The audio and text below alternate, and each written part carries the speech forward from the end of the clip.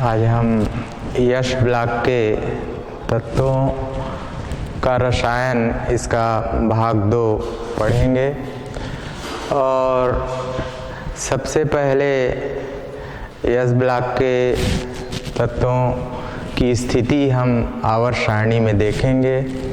तो आवर्त सारणी में इस तरह से हाइड्रोजन, इसके बाद लिथियम, इसके बाद सोडियम और इसके बाद पोटेशियम और इसके बाद रुबिडियम और इसके बाद सीजियम, फ्रांसियम। तो इस तरह से आवर्त सारणी में ये जो भाग है यश ब्लॉक का है। अब इन सभी को क्षारीय तत्व कहेंगे। और इसके अलावा beryllium, magnesium, calcium, strontium, barium और रेडियम, तो ये भी यश ब्लॉक के तत्व हैं। इनको क्षार धातु हम कहेंगे और इन सबको हम क्षारीय मृदा धातु कहेंगे। तो ये क्षार धातु एवं ये क्षारीय मृदा धातु यश ब्लॉक के तत्वों का रसायन भाग 2 में इन्हीं को हमको पढ़ना है, क्षार धातु एवं क्षारीय मृदा धातु।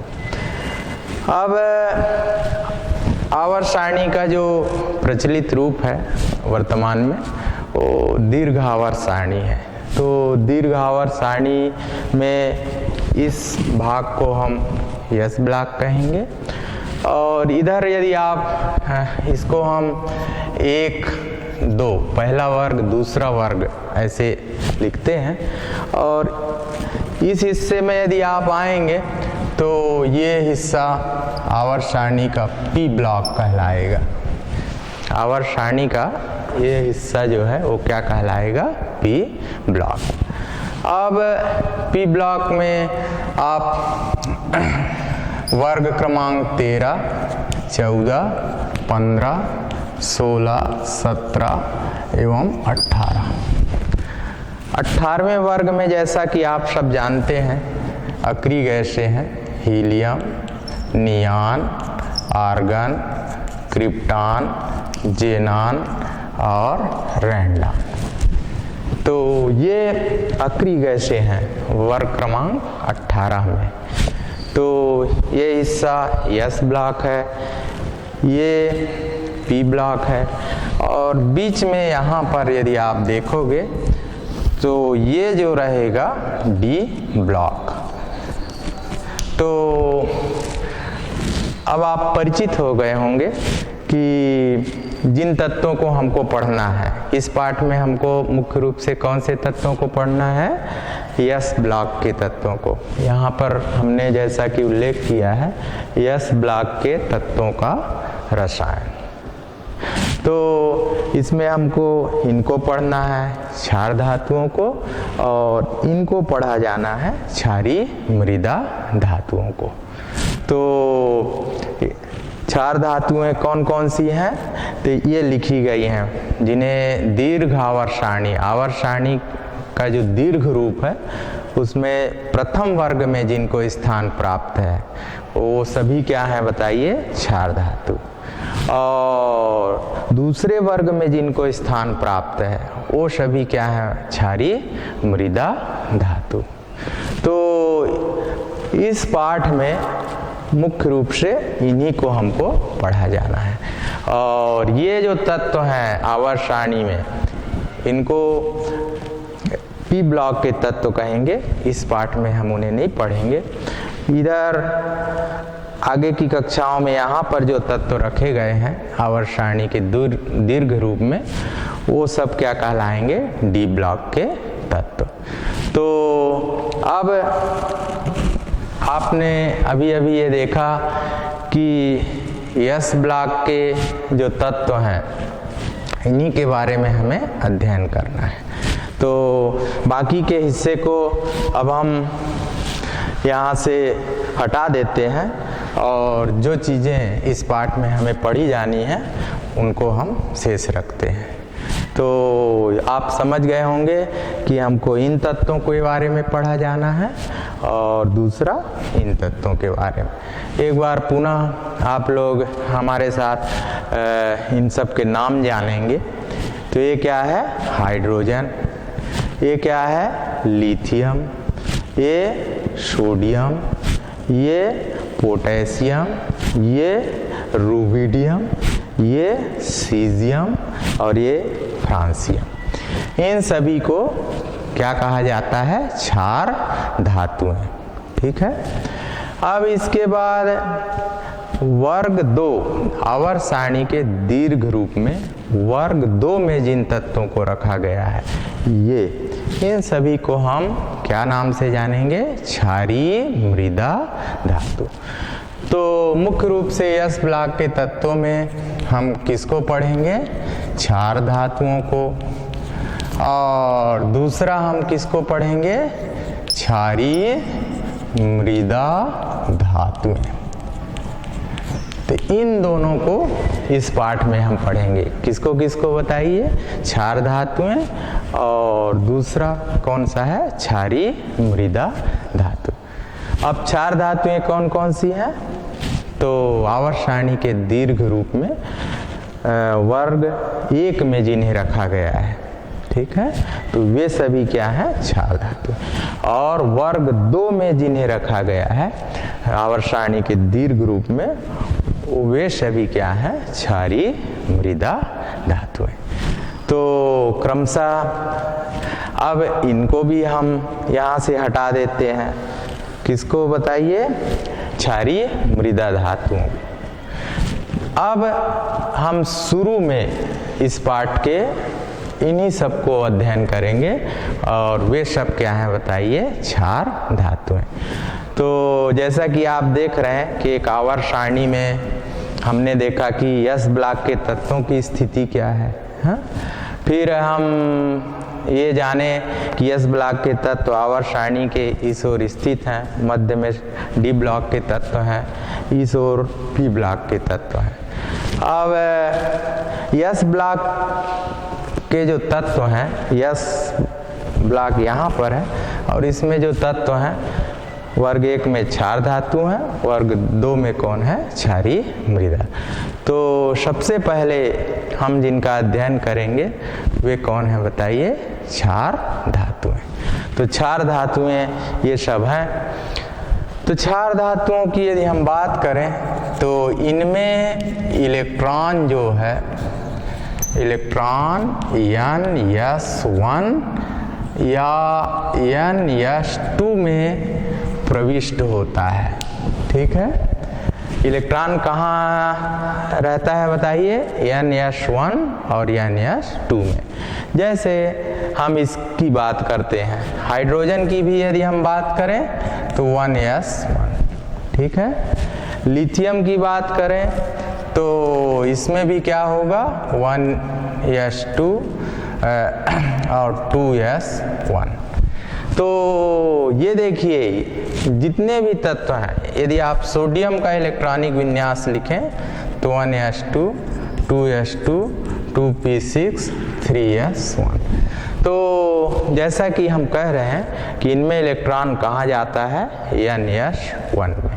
N बदलते रहेगा, कभी 1 होगा, कभी 2 होगा, कभी क्या होगा? 3। तो N जो है, N का मान परिवर्तित होगा और ये S कोश में, S में इलेक्ट्रॉन जो है उपस्थित रहता है। तो कुल मिला के इनका इलेक्ट्रॉनिक विन्यास, सामान्य इलेक्ट्रॉनिक विन्यास N(S)(1) या N(S)(2) होगा। N(S)(2) किसके लिए होगा? जिन तत्वों को हम बाद में पढ़ेंगे, जिन्हें हम क्षारीय मृदा धातु कहेंगे। तो ये है क्षार धातुएं और उनका इलेक्ट्रॉनिक विन्यास। अब इसमें से आप किसी का भी लिख कर देख सकते हैं। हाइड्रोजन का इलेक्ट्रॉनिक विन्यास ये हुआ, लिथियम का ये हुआ, सोडियम का ये आपके सामने लिखा है। जैसे हाइड्रोजन का परमाणु क्रमांक है 1, लिथियम का कितना है 3, सोडियम का कितना है 11। तो 1 हुआ मतलब ये, 3 हुआ मतलब 2 और 1 3, 11 हुआ मतलब 2 2 4 और 6 4 10 और 1 11। तो कुल मिलाकर इनका जो सामान्य इलेक्ट्रॉनिक विन्यास है, जनरल जो है, वो NS1 या NS2 इस तरह से लिखा जाएगा। तो यस ब्लॉक के तत्वों में सबसे पहले हम किसको पढ़ रहे हैं बताइए? क्षार धातुएं। क्षार धातुएं कौन कौन सी हैं? ये वर्ग 1 में जिन्हें स्थान प्राप्त है, ठीक है। और इनका इलेक्ट्रॉनिक विन्यास हम पढ़े, तो इनका इलेक्ट्रॉनिक विन्यास NS1 और NS2 होगा, ठीक है। तो कैसे होगा? तो आपने देखा कि इनके यस कोश अपूर्ण है ना। जैसे हाइड्रोजन की बात करोगे तो भी यस कोश अपूर्ण है, लिथियम में यस कोश अपूर्ण है, सोडियम में यस कोश है। अब आप पोटेशियम जिसका 19 है, तो उसको भी यदि आप लिखोगे तो उसमें भी आप पाओगे कि उसमें भी ऐसा रहेगा, 4 या चौथा यस कक्षक जो है वो क्या रहेगा? अपूर्ण रहेगा, ठीक है। तो यस ब्लॉक के तत्वों में आज हम किसको पढ़ रहे हैं? क्षार धातुओं को। किसको पढ़ रहे हैं? क्षार धातुओं को। और क्षार धातुओं में आप देख रहे हो कि किस तरह से इनका इलेक्ट्रॉनिक विन्यास होगा। तो इसके बाद अब हम आगे बढ़ते हैं। इनका परिचय आप लोगों ने प्राप्त किया क्षार धातु में, और इन्हें जो प्रथम वर्ग में स्थान प्राप्त है। अब हम इन क्षार धातुओं के प्रचुरता की बात करेंगे। प्रचुरता एवं प्राप्ति। किसकी बात करेंगे बताइए? प्रचुरता एवं प्राप्ति। इससे पहले जो हम पढ़े थे उसको आप क्या कहोगे? परिचय। क्या कहोगे जी? परिचय। तो किसका परिचय आपने प्राप्त किया? क्षार धातुओं का। और अब हम जो क्षार धातुओं के बारे में पढ़ने जा रहे हैं वो है प्रचुरता एवं प्राप्ति। क्या पढ़ने जा रहे हैं? प्रचुरता एवं प्राप्ति। तो क्षार धातुएं प्रकृति में मुक्त अवस्था में नहीं पाई जाती, मुक्त अवस्था में नहीं पाई जाती। तो आपने देखा क्षार धातुएं जो हैं प्रकृति में वातावरण में मुक्त अवस्था में नहीं पाई जाती। क्यों नहीं पाई जाती हैं बताइए? कि इन लोग अधिक क्रियाशील होते हैं। कैसे होते हैं बताइए? अधिक क्रियाशील। क्षार धातुएं क्या होती हैं बताइए? अधिक क्रियाशील। सोडियम आपने सुना होगा, सोडियम वातावरण में बहुत तेजी से क्रिया करता है वायु के साथ, हाँ। तो यही कह रहे हैं कि क्षार धातुएं प्रकृति में मुक्त अवस्था में नहीं रहेंगी। क्यों नहीं रहेंगी? वो अधिक क्रियाशील होंगी। तो किस रूप में पाई जाती हैं बताइए? तो हेलाइट के रूप में पाई जाती हैं, सल्फेट के रूप में पाई जाती हैं, कार्बोनेट के रूप में पाई जाती हैं। अब आप हेलाइट के रूप में कैसे पाई जाती हैं जानना चाहेंगे तो सोडियम क्लोराइड। सल्फेट के रूप में कैसे पाई जाती हैं तो Na2SO4। कार्बोनेट के रूप में Na2CO3। ठीक है। तो एक क्षार धातु जो है सोडियम, उसके बारे में हमने पहले प्राप्त किया। क्या बताइए? परिचय। सभी क्षार धातुओं को हमने जाना कि आवर्त सारणी के दीर्घ रूप में वर्ग क्रमांक 1 में इन्हें स्थान मिला है। ठीक है। फिर हमने परिचय इनका देखा, इनका इलेक्ट्रॉनिक विन्यास NS1 है ना। अब हम पढ़ रहे हैं कि इनकी प्रचुरता एवं प्राप्ति। तो आप ये देख रहे हैं कि इन्हें मुक्त अवस्था में ये नहीं पाई जाती हैं। कोई भी क्षार धातुएं मुक्त अवस्था में नहीं होती है, मतलब वो संयुक्त हो जाती हैं। जैसे सोडियम संयुक्त हो गया ना, सोडियम संयुक्त हो गया, इस तरह से संयुक्त होकर ये हेलाइड बनाते हैं, सल्फेट बनाते हैं और क्या बनाते हैं, कार्बोनेट बनाते हैं। ठीक है, तो इन लोग अधिक क्रियाशील होते हैं। यही कारण है कि कोई भी क्षार धातु मुक्त अवस्था में नहीं पाई जाती है। ठीक है, तो परिचय के बाद हमने अभी अभी क्या पढ़ा बताइए, प्रचुरता एवं प्राप्ति। ठीक है, अब हम ये प्रथम जो यौगिक होंगे, हैं, तो प्रथम जो यौगिक होते हैं तो इनके बारे में हम पढ़ेंगे। तो प्रथम यौगिक के असामान्य व्यवहार, तो इस पाठ में हम परिचय पढ़े, प्रचुरता एवं प्राप्ति को पढ़े। अब हम प्रथम यौगिक के क्या पढ़ने जा रहे हैं, असामान्य व्यवहार को। और हाइड्रोजन जो है गैसीय अवस्था में है। यदि हम लिथियम की बात करें, किसकी बात करें बताइए, लिथियम। तो लिथियम जो है इसको हम प्रथम यौगिक के रूप में यदि हम पढ़ रहे हैं तो इसके कुछ लक्षण होंगे। सभी तत्वों में हम क्या देखते हैं, क्रमिक परिवर्तन, क्रमिक भौतिक एवं रासायनिक परिवर्तन। तो आप जैसे ये प्रथम समूह के तत्व हैं, तो इनके गुणों में क्या देखने मिलेगा बताइए, क्रमशः भौतिक एवं रासायनिक परिवर्तन। ठीक है, तो क्रमशः भौतिक एवं रासायनिक परिवर्तन इनके गुणों में आता है। लेकिन ये जो शुरुआती तत्व हैं, जिनको प्रथम तत्व उस समूह का हम कहेंगे, तो शुरुआती तत्व में कुछ असामान्य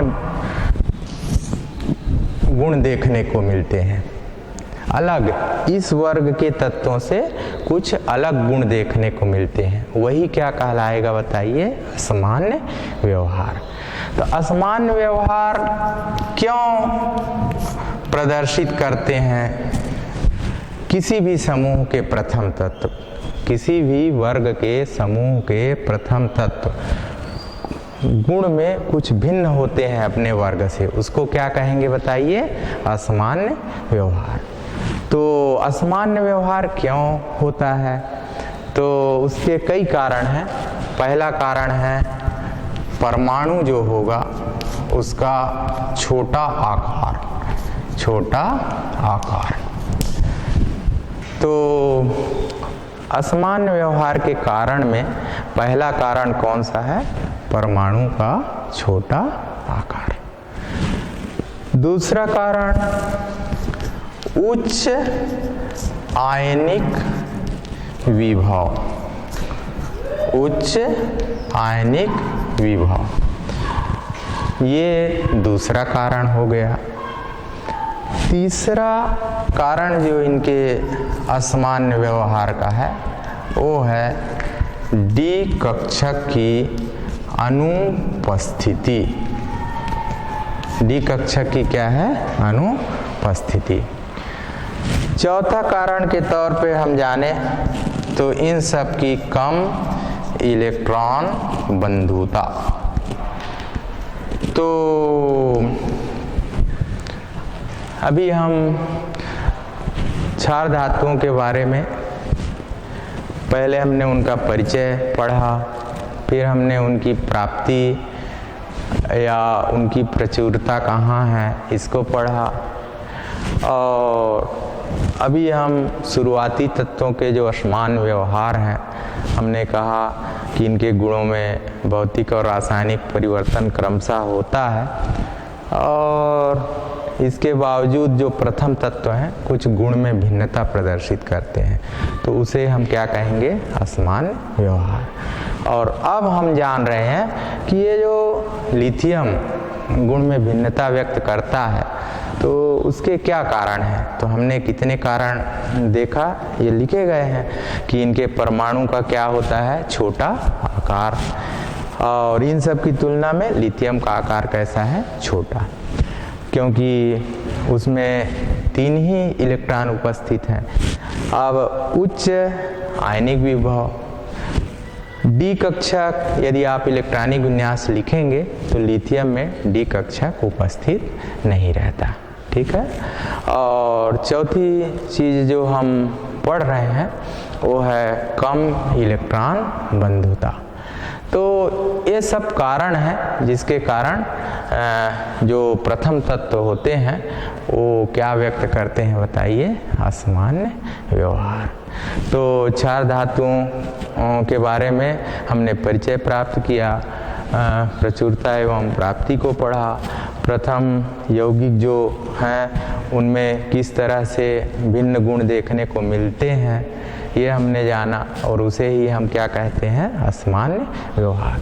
और असामान्य व्यवहार यदि व्यक्त करते हैं किसी भी समूह के प्रथम तत्व, तो उसके क्या कारण होते हैं, तो आप सदैव परिचित रहिए कि शुरुआती तत्वों के परमाणु का आकार कैसा रहेगा, छोटा, और उच्च आयनिक विभव व्यक्त करते हैं इन सब तत्व, डी कक्षक इनमें पाया नहीं जाएगा, और इन सब की जो इलेक्ट्रॉन बंधुता है वो क्या रहेगी, कम रहती है, ठीक है। तो ये हुआ यस ब्लॉक के तत्वों के बारे में, और अब हम इनके बारे में एक और घटना इसको हम पढ़ने जा रहे हैं, वो है विकर्ण संबंध। विकर्ण संबंध, तो ये पहली चीज़ पढ़ी गई, ये दूसरी और तीसरी जो अभी हम लोग पढ़े असामान्य व्यवहार, और अभी अब हम पढ़ने जा रहे हैं वो क्या है, बताइए, विकर्ण संबंध। विकर्ण संबंध या इसको प्रचलित रूप से डायगोनल रिलेशनशिप कहेंगे, तो इसके बारे में हम पढ़ेंगे।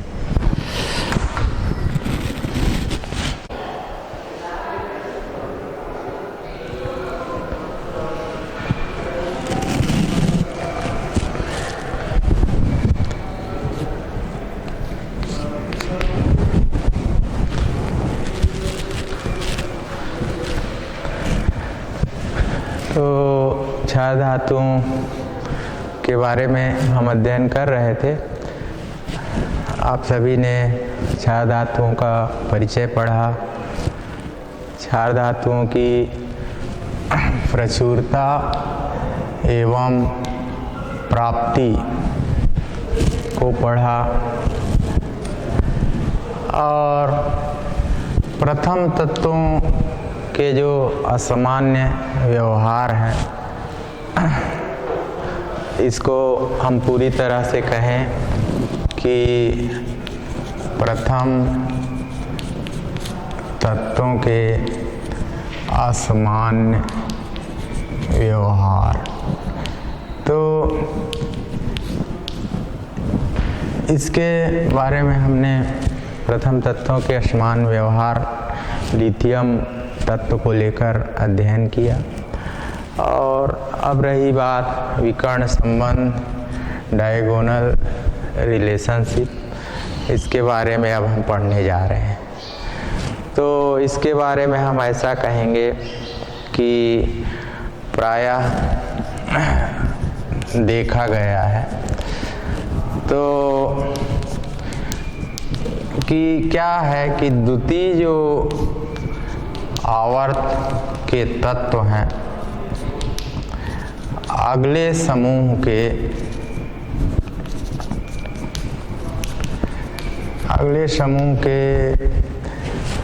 तृतीय आवर्त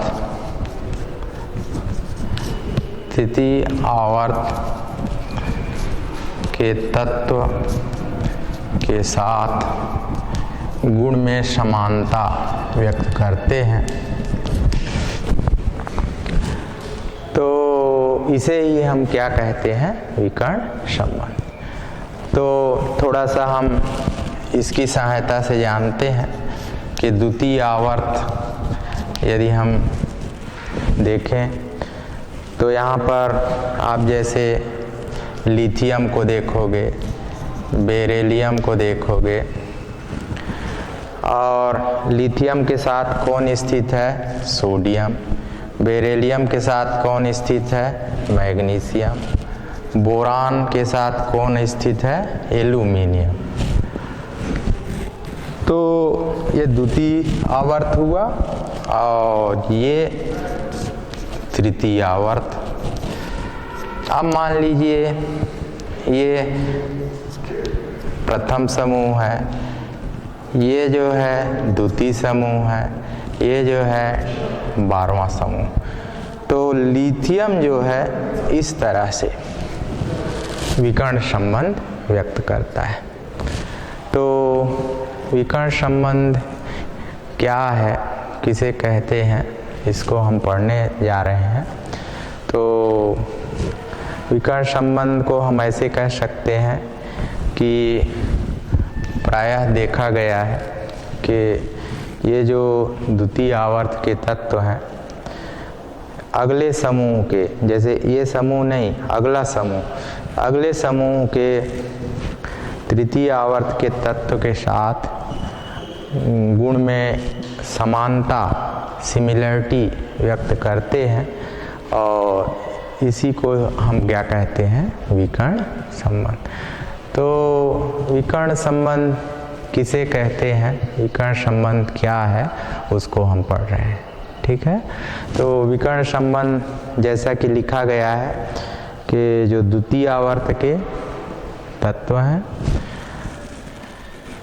तृतीय आवर्त के तत्वों के साथ अगले समूह के जो तत्व हैं उनके साथ गुण में समानता व्यक्त करते हैं, और इसको क्या कहते हैं? विकर्ण संबंध। और लिथियम जो है किसके साथ गुण में समानता व्यक्त करता है? मैग्नीशियम के साथ।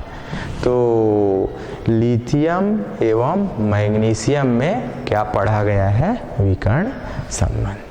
तो विकर्ण संबंध प्रायः ऐसा रहता है कि द्वितीय आवर्त के तत्व तृतीय आवर्त के तत्वों के अगले समूह के तत्वों के साथ गुण में समानता व्यक्त करते हैं, और इसे हम क्या कहते हैं? विकर्ण संबंध।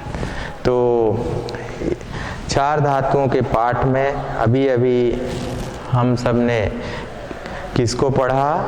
विकर्ण संबंध। तो पढ़ते हुए हम पहुंच गए परिचय, प्रचुरता एवं प्राप्ति, प्रथम तत्वों के असमान व्यवहार, और अभी अभी हम सबने किसके बारे में पढ़ा? विकर्ण संबंध। अब विकर्ण संबंध के बाद हम लोग इस पाठ में इलेक्ट्रॉनिक विन्यास पढ़ेंगे। इलेक्ट्रॉनिक विन्यास, इसको पढ़ने जा रहे हैं।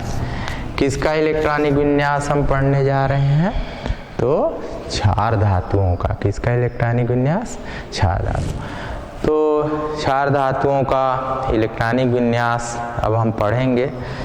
तो लिख देते हैं 4 धातुओं को, जैसे लिथियम है, फिर सोडियम है, फिर पोटेशियम है, फिर रुबिडियम है, फिर सीजियम है, और अंत में क्या है? फ्रांसियम।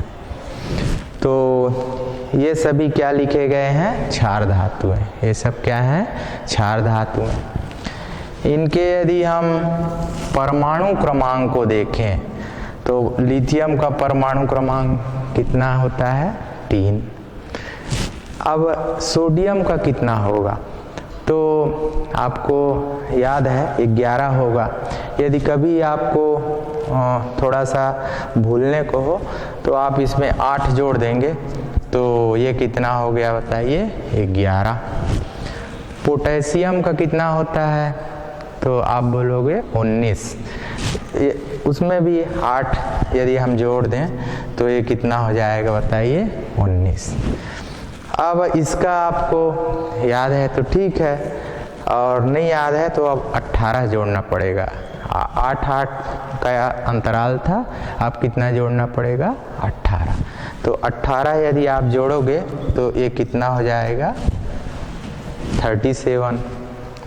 अब सीजियम का परमाणु क्रमांक आपको याद यदि नहीं है तो 18 यदि इसमें फिर हम जोड़ देते हैं तो कुल मिलाकर ये कितना हो जाएगा बताइए 55।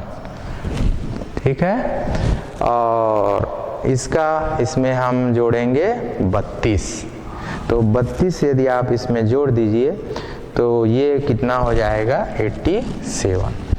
तो ये सभी 4 धातुओं का क्या है बताइए परमाणु क्रमांक। अब शुरुआती तत्वों का परमाणु क्रमांक आपको याद है ना, जैसे लिथियम का कितना है 3, और बाकी का यदि याद नहीं है तो आप ये जान लीजिए कि 8, 8, 18, 18, 32 ऐसे जोड़ने से भी हम पहुंच जाएंगे उनके परमाणु क्रमांक तक। ठीक है, तो यदि शुरुआती तत्वों का परमाणु क्रमांक हमें पता है तो बाकी के तत्वों में 8, 8, 18, 18 का अंतराल होता है, उसको आप जोड़ दोगे तो परमाणु क्रमांक प्राप्त हो जाएगा। ठीक है, अब बारी है इलेक्ट्रॉनिक विन्यास। इलेक्ट्रॉनिक विन्यास तो इसी परमाणु क्रमांक को यदि हम लिखें तो क्या निकलेगा बताइए 1s2 2s1। अफवाऊ का नियम होता है कि s कक्षकों में इलेक्ट्रॉन इस तरह से रखे जाएंगे। तो कितना होगा बताइए 3। तो 3 के लिए हम कैसा लिख देंगे 1s2 और 2s1। और इसको यदि हम लिखेंगे तो कैसा हो जाएगा 1s2 2s2 और 2p6 और 3s1। तो 2, 2, 4, 6, 4, 10 और 1 कितना हो गया 11।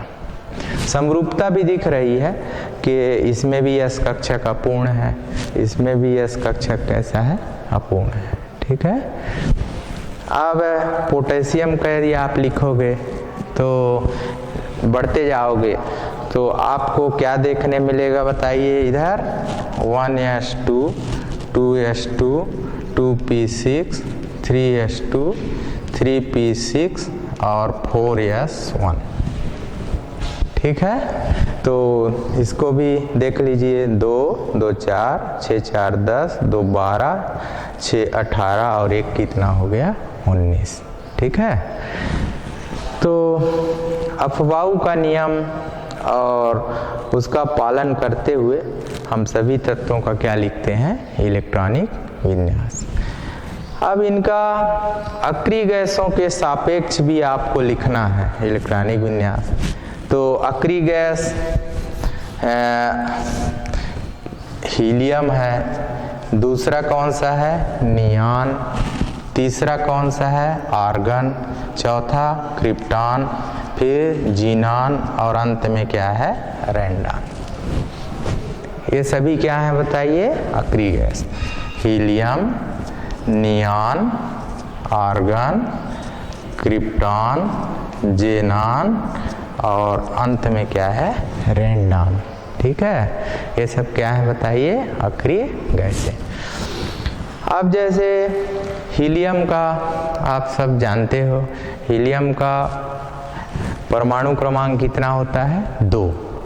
तो इस 2 को हम नहीं लिखेंगे और जो शेष है उसको लिख देंगे। तो 2s1। 2 को हमने क्यों नहीं लिखा बताइए, क्योंकि हीलियम लिख दिए उसका मतलब क्या हुआ 2। नियान का कितना होगा 10, तो 10 का मतलब 2, 2, 4, 6, 4, 10 इतना को हम नहीं लिखेंगे। तो इसका क्या हो जाएगा बताइए 3s1। ठीक है, आप बोलोगे इतना क्यों नहीं लिखा गया, तो नियान जो हमने लिख दिया तो नियान 10 होता है, तो 2, 2, 4, 6, 4, 10 इतना अब हमको नहीं लिखना पड़ेगा। ठीक है। इसकी बात करें आर्गन, तो आर्गन का 18 होगा। आर्गन का कितना होगा? 18। तो 18 में जैसे 2 2 4 6 4 10, 2 12 और 6 18। तो इस बार आप 18 नहीं लिखोगे, 18 के बदले आर्गन लिख दिए और इधर क्या हो जाएगा? 4s1। ठीक है। अब एक ही वर्ग के तत्व हैं, एक ही समूह के तत्व हैं, तो गुणों में क्रमिक परिवर्तन होगा। क्रमिक परिवर्तन जैसे इसका है 2s1, इसका क्या है? 3s1, तो इसका क्या है? 4, तो इसका क्या हो जाएगा? आप समझ गए होंगे कि इसका होगा 5s1। इसका क्या हो जाएगा बताइए? 6s1। इसका क्या हो जाएगा बताइए? 7s। ठीक है। तो गुणों में क्या होता है? क्रमिक परिवर्तन। तो अभी इलेक्ट्रॉनिक विन्यास को हम पढ़ रहे हैं। कौन से तत्वों का इलेक्ट्रॉनिक विन्यास पढ़ रहे हैं? क्षारधातु। तो कौन कौन से हैं? Lithium, sodium, potassium, rubidium, caesium और फ्रांसियम। तो इन सब का हमने परमाणु क्रमांक देखा और उस परमाणु क्रमांक को अफबाउ नियम से हमने लिखा। ये इलेक्ट्रॉनिक विन्यास हमने अफबाउ के नियम का पालन करते हुए लिखा। ठीक है। और ये अक्रिय गैसों के साथ हमने उन सब का इलेक्ट्रॉनिक विन्यास लिखा। किसके साथ लिखा गया बताइए? अक्रिय गैस। अब आप अक्रिय गैसों का यदि हीलियम का जानते हो 2 होता है, तो इसमें 8 जोड़ दोगे तो 10 होगा। हाँ, इसमें भी 8 जोड़ दोगे तो कितना होगा? 18। इसमें भी 18 जोड़ोगे, हाँ 36, इसमें 18 और अंतिम तत्व में आप कितना योग करोगे? 32। तो इस तरह से यदि हम शुरुआती तत्वों का इलेक्ट्रॉनिक विन्यास जानते हैं तो बाद के तत्वों का इलेक्ट्रॉनिक विन्यास हम ज्ञात कर सकते हैं। ठीक है। तो क्षार धातुओं के बारे में परिचय, प्रचुरता एवं प्राप्ति, विकर्ण संबंध, इलेक्ट्रॉनिक विन्यास जिसे अभी अभी पढ़ा गया, इतनी चीज़ों को हमने पूरा किया। और इसके बाद जो भी तत्व हैं और इनके क्या इलेक्ट्रॉनिक विन्यास है उसको हम किसकी सहायता से पूर्ण कर सकते हैं? अफबाउ नियम की सहायता से पूर्ण कर सकते हैं।